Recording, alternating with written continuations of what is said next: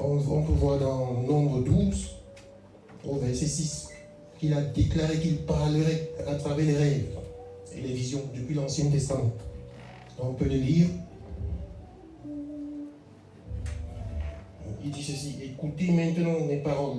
S'il y a un prophète parmi vous, moi l'Éternel, je me ferai connaître à lui dans une vision et je lui parlerai dans un rêve. Deuxième raison, on peut lire ça dans Osée 12 au verset 10. Dieu a déclaré qu'il parlait en rêve et dans des visions également. Dans Osée 12 au verset 10, il dit j'ai parlé aux prophètes, j'ai multiplié les visions, et par les prophètes, j'ai proposé des paraboles. Donc, troisième raison pour laquelle nous devons croire aux rêves. Dieu déclare qu'il communiquera par des rêves et des visions, même dans le Nouveau Testament. Dans Acte 2 au verset 17, il dit ceci, c'est une promesse: dans les derniers jours, dit Dieu, je répandrai de mon esprit sur toute chair. Vos fils et vos filles prophétiseront, vos jeunes gens auront des visions, et vos vieillards auront des songes. Apocalypse, tout Apocalypse du verset 11, 22. C'est un songe que Jean a eu. Quatrième raison, Dieu déclare qu'il nous conseillera la nuit à travers les songes. Ça, on peut le lire dans Psaume 16 au verset 7. Donc David dit: je bénis l'Éternel qui me conseille la nuit, même mon cœur m'instruit. Cinquième raison. Donc nos rêves ont pour but principal de nous amener à changer. Je vais entrer en détail plus tard par rapport au verset, par rapport à Job 33, du verset 14 à 18, pour nous démontrer comment le Seigneur utilise les rêves pour nous amener à changer de direction, à nous amener à emprunter un autre chemin. Quand il a essayé par d'autres moyens, cela n'a pas marché. Sixième raison, Dieu a fait des choses très importantes dans les rêves. Donc j'en parlais tantôt, il a établi l'alliance abrahamique dans un rêve. Donc on peut le lire dans Genèse 15, à partir du verset 12 à 18. Donc dans le verset 12, on a la confirmation qu'il s'agissait bien d'un rêve. Ma soeur Abraham se couchait, il a eu un profond sommeil et il a eu peur quand il a eu la révélation du Seigneur. Au verset 13, le Seigneur annonce à Abraham que ses descendants auront des problèmes, seront esclaves. Donc le Seigneur peut utiliser les rêves pour t'annoncer mon avenir, pour te dire les choses qui arriveront à ta descendance, à tes enfants. Au verset 18, il établit cette alliance avec Abraham en lui disant: je donne ce pays à ta postérité, depuis le fleuve de l'Égypte jusqu'au grand fleuve. Donc le Seigneur peut établir une alliance avec toi à travers les rêves. Il n'a pas changé. À travers le rêve, la nuit, il peut venir signer une alliance avec toi. Je vais donner quelques indices pour t'aider à préparer ta nuit, à demander au Seigneur de te parler par les rêves. Septième raison, il a accordé des dons, il accorde également des dons naturels. Des dons par l'intermédiaire des rêves, il accorde des dons surnaturels, j'en ai parlé. Le don de sagesse qu'il a accordé à Salomon, c'était dans un rêve. Salomon ne savait pas comment diriger son peuple. Il criait à l'Éternel. Et dans un rêve, le Seigneur vient lui donner le don. C'est-à-dire, le Seigneur lui dit: demande-moi tout ce que tu veux. Il demanda au Seigneur: je veux juste le don de sagesse et d'intelligence pour diriger le peuple que tu m'as donné. Cela a marqué le cœur du Seigneur. Il a eu non seulement le don d'intelligence, de sagesse, mais il a eu la fortune. Le Seigneur n'a pas changé, bien aimé. Il le fait encore aujourd'hui. Il le fait aujourd'hui. Je vois dans ma famille, journée, analyser ta journée, qu'est-ce qui n'a pas marché. Prier. Je crois que tout le monde prie avant d'aller au lit, c'est très important. Prier avant d'aller dormir. Et demander au Seigneur de te parler. Si tu as des situations, des problèmes, dis au Seigneur, parle-moi. Ce soir, donne-moi la solution à ce problème que je rencontre, à cette situation que je traverse dans ma vie. Et il le fera. Également, comme je l'ai dit, il faut dormir en moyenne 8 heures. 7 à 8 heures par jour. Si tu dors 2 heures, 3 heures, tu ne peux pas rêver, c'est naturel, c'est un phénomène naturel. Et essayez au maximum de ne pas utiliser les sommets des réveils. C'est vrai qu'on en a besoin de temps en temps pour se réveiller, pour se lever tôt, mais c'est au maximum. Quand tu prépares ta nuit, tu veux que le Seigneur te parle, arrange-toi à dormir 8 heures. N'utilise pas le réveil et il va le faire. Il va te parler. Tu notes le rêve que tu as fait, quel que soit le rêve que tu fais, tu le notes dans un journal. Et c'est pas pourquoi on n'a pas cette culture d'avoir un journal. Les Européens, c'est culture. Et ayons un journal, notons tout ce qu'on fait. Et un journal à côté de toi, note les rêves que tu fais, même les rêves les plus insignifiants, tu les notes. Et tu vas voir, après 1 mois, 2 mois, 3 mois, je t'assure, quand tu lis les rêves que tu as fait sur 3 mois, il y a un lien, c'est incroyable. Notre vie, notre destinée se trace, se lit dans les rêves. Au travers des rêves, c'est pas un hasard.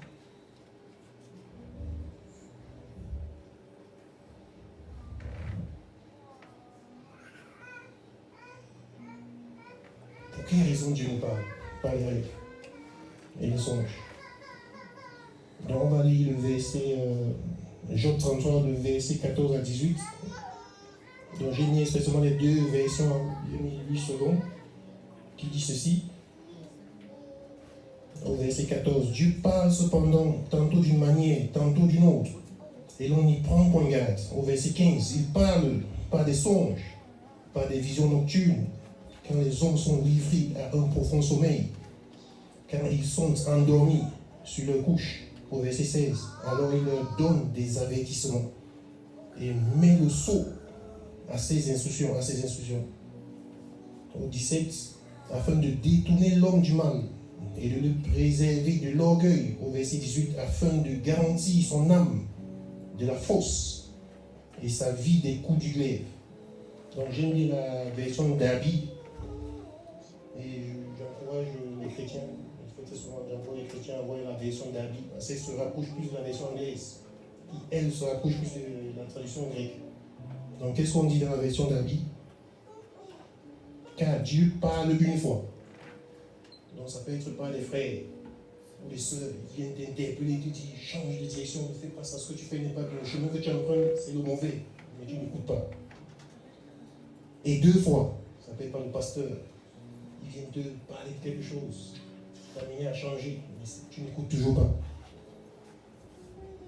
Donc le Seigneur décide de venir te parler. Dans un songe, dans une vision de nuit, quand un profond sommeil tombe sur les hommes, quand ils dorment sur leur lit, alors il ouvre l'oreille aux hommes et scelle l'instruction qu'il leur donne. On note bien, scelle l'instruction.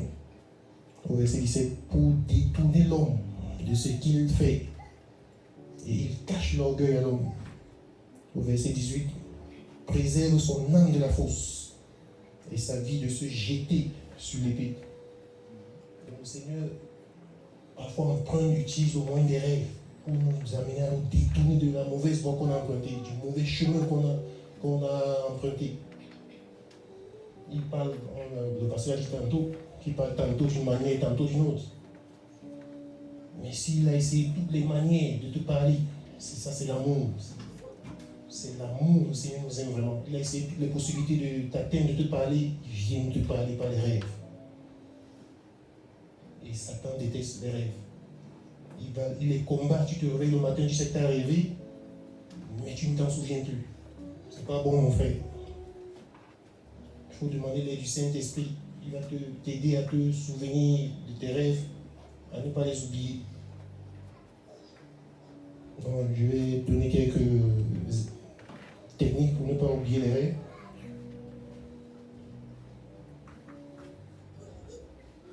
Donc là, on va voir quelques principes d'interprétation des rêves. Donc on va parler des rêves sur soi-même parce qu'il y a plusieurs catégories de rêves. Il y a des rêves sur les autres. Donc, en général, on dit que 95% des rêves sont sur soi-même, les rêves qu'on fait. Et 5% sont sur les autres, soit sur la communauté, la ville, le pays, le continent. Tu peux rêver, Dieu peut te donner la révélation d'un cataclysme qui va arriver dans le pays. Mais ça, c'est 5%, c'est très rare. Donc la majorité des rêves sont sur soi-même. Donc je préfère me concentrer dessus. Donc le premier principe dans l'interprétation des rêves, isoler d'abord la sensation du rêve. Quand tu te réveilles le matin, qu'est-ce que tu ressens? Est-ce que tu étais stressé? Est-ce que tu as peur quand tu te réveilles le matin? Est-ce que tu te sens? Est-ce que tu es en panique ou bien est-ce que tu es en joie? Est-ce que tu es heureux? Ça te donne déjà des indices sur comment, ce que vous voulez, à quoi faisait allusion au rêve. 3 vaches, on a vu, j'ai parlé tantôt du rêve de Pharaon, qui voyait 7 vaches maigres et 7 épis.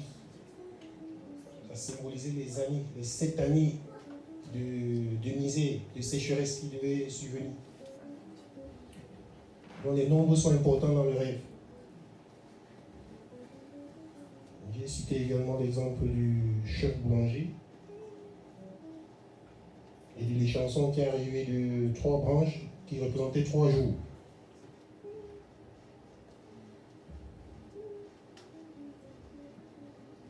Donc c'est très important de demander l'assistance du Saint-Esprit dans la prière. Quand tu as noté tes rêves, dans la prière, tu demandes au Seigneur, par l'aide du Saint-Esprit, de t'aider à les interpréter. Tous les rêves que tu as notés. Faites l'expérience, vous nous direz, vous venez nous témoigner. Après 3 mois, 6 mois, si tu prends l'engagement ce soir de noter les rêves, pour ceux qui se souviennent des rêves, mais tout le monde rêve, je vous le dis. Donc si tu te mets en condition, dès que tu te souviens de ton rêve, si tu te réveilles la nuit, note-le quelque part, un journal, note-le.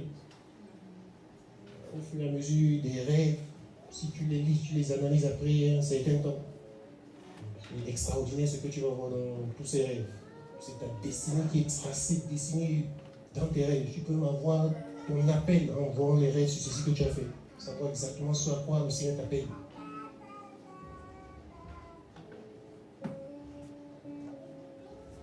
Dans le type de rêve et leur signification. Donc, pour rappeler, les rêves révèlent l'état du cœur, comme le pasteur disait tantôt. C'est l'état de ton cœur qui te pousse à rêver. Dans quelles conditions tu te trouvais, à quoi tu pensais au moment d'aller au lit. Si tu traverses un moment, certaines difficultés, par exemple dans le mariage, on en parlera. Si tu as des soucis de mariage, ou bien tu réfléchis, j'ai parlé de Joseph, qui voulait se séparer de Marie. C'est la situation qu'il traversait. Le Seigneur, par le rêve, va venir l'en dissuader au travers d'un ange. Il y a des rêves répétés. Donc, quand tu rêves de plusieurs fois du même rêve, cela veut dire que la première fois que le rêve est survenu, tu n'as pas obéi. Le rêve va se répéter, c'est naturel. Si tu n'obéis pas, si tu ne mets pas en pratique le rêve, il va se répéter. Un autre type de rêve, les cauchemars. Les cauchemars, c'est symbolise une blessure, peut-être que tu as eu durant ton enfance, ou bien une douleur que tu ressens. Il faut l'aide du Saint-Esprit avec la prière. Si tu fais trop de cauchemars, c'est pas normal. Ça veut dire qu'il faut qu'on prie pour toi, tu vois le pasteur, il prie pour toi, pour t'aider. Ça veut dire qu'il y a quelque chose. Peut-être ce qui est dans ton inconscient, ton subconscient, qui se produit peut-être pendant ton enfance. qui revient. Ton inconscient a gagné, ton subconscient a oublié, c'est encore gravé dans ton inconscient. Tu dois, avec l'aide du Saint-Esprit, tu vas prier, guérir cela. Donc si tu fais des cauchemars, s'il y a un chrétien qui fait beaucoup de cauchemars, il faut vous rapprocher du pasteur. Il va vous aider.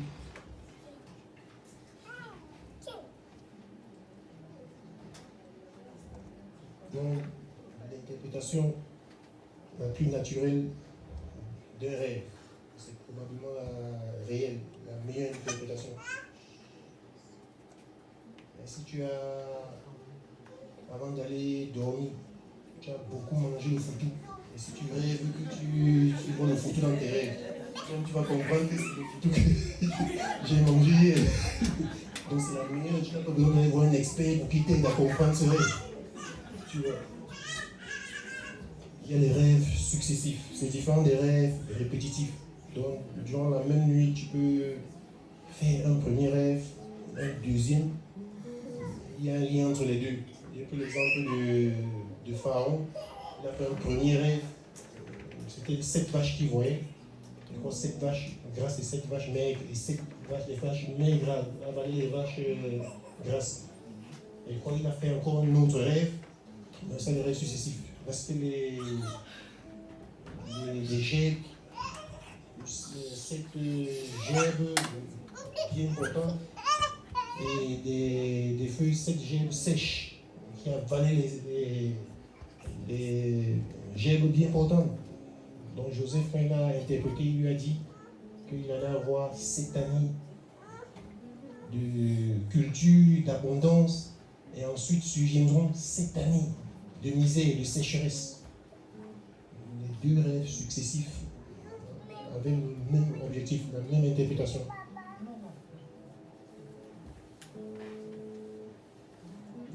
J'en ai parlé, les rêves et également la créativité divine. Donc le Seigneur, au travers des rêves, nous donne des talents, des dons. Le Seigneur, à travers les rêves, peut nous donner des capacités surnaturelles. Le don du dessin, le don de la musique. Tu peux, dans ton rêve, écouter une musique ou bien avoir la révélation d'une musique. Tu te réveilles, tu l'écris. Tu as les paroles, toutes les notes. Beaucoup d'artistes ont témoigné de cela. Donc par la suite, je vais parler des différentes manières par lesquelles le Seigneur est passé pour résoudre des solutions dans le monde.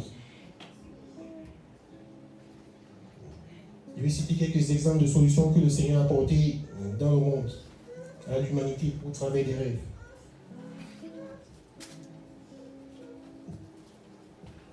Donc, il y a un passage très intéressant dans la Bible, Exode 31, du verset 3 à 5. J'en parlais tantôt.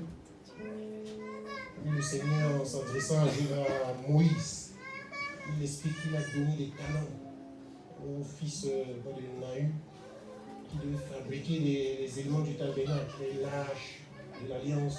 Le Seigneur a mis en lui le don de dessin, le don d'architecture. Donc c'est pour démontrer que le Seigneur passe vraiment par les rêves pour résoudre beaucoup de problèmes de l'humanité.